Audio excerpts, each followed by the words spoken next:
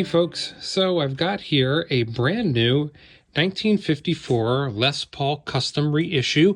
Just came in, but this one is from the demo shop, so it does have a little bit of an issue that I knew about, but it was a little worse than I thought it was going to be. So it said that it had delamination near the top of the headstock and the lacquer, and you can see here that it once it got to me, that delamination turned into just not being there at all. So let's see if we can focus in on that. Yep, there it is. And so what I'm going to attempt to do is fill in that spot right there and along the edge there. And then there's also another spot along the edge over here that you can see as well.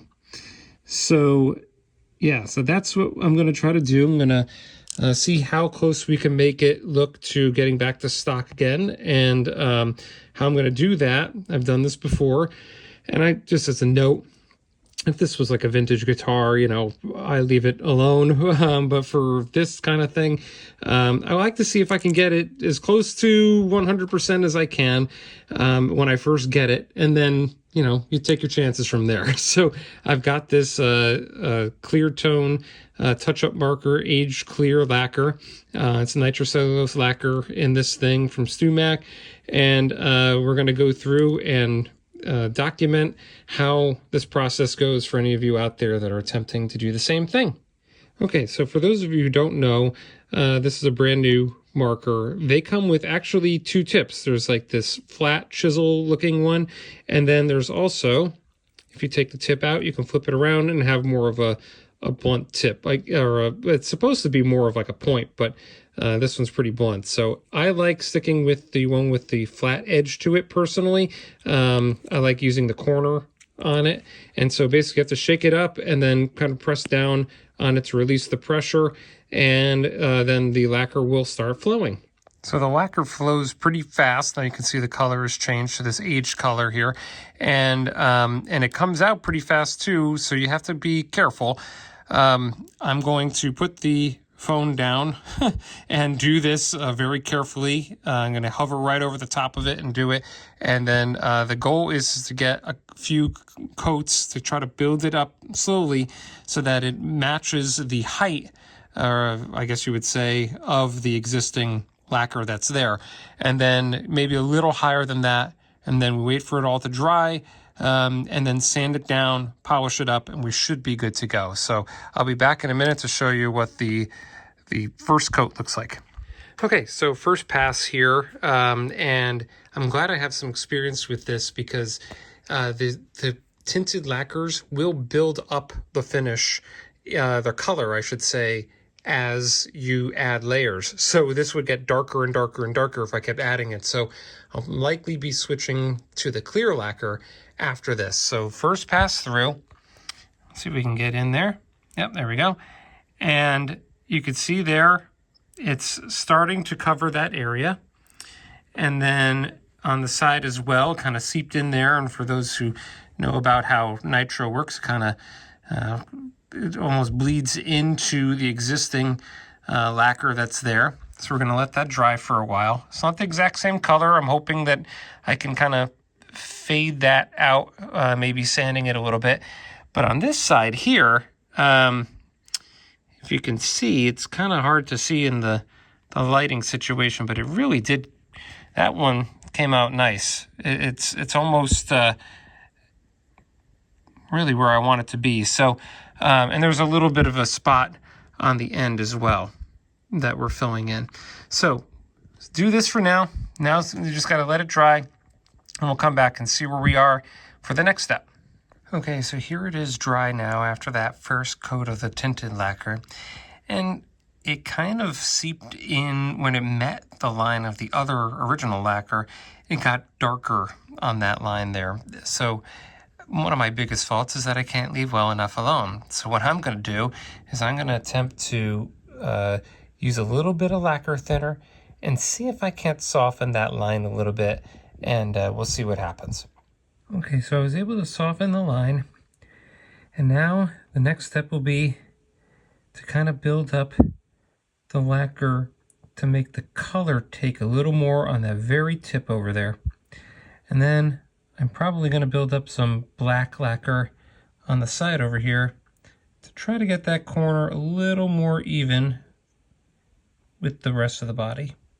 Okay, so I decided to kind of start from scratch here, and literally because I had to use a very fine X-Acto knife to help me out with this, but that vintage amber wasn't really the right color. It was kind of, or excuse me, the aged lacquer wasn't really the right color.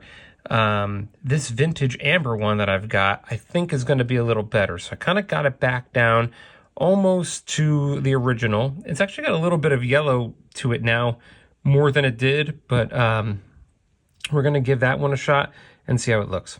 So I can already tell after getting the first bead on there that this one is going to be a much better color match. So it seems to me that the way Gibson does it is they don't age it, they just mix it with some amber, the clear with some amber, and then spray it on that way. So I'm going to use a very fine brush to try to bridge that gap between the bubble there and the rest of the finish, and then let it dry, and then see if the color's right before I start putting clear on.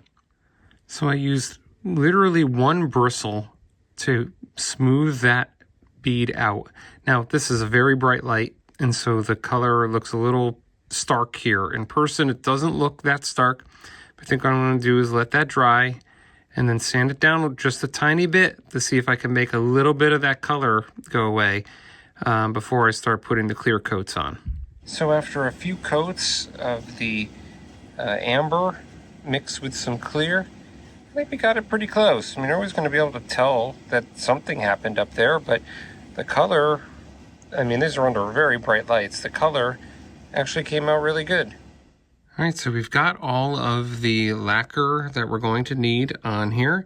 As you can see, it kind of has like an ambered over look that's very similar to the rest of it. It's a little on the shiny side, but it stands a little proud of the guitar so that I can, or the current finish, so that I can sand it down just a little bit and see if we can blend the edge in a little better. So that line where they meet is never going to go away, unless I guess there's probably a way to go about doing that. I don't know, but I can make this all match. And what I'm going to do is take a little bit of this 400 grit sandpaper here and wet it. And then I use this little block to kind of keep things flat.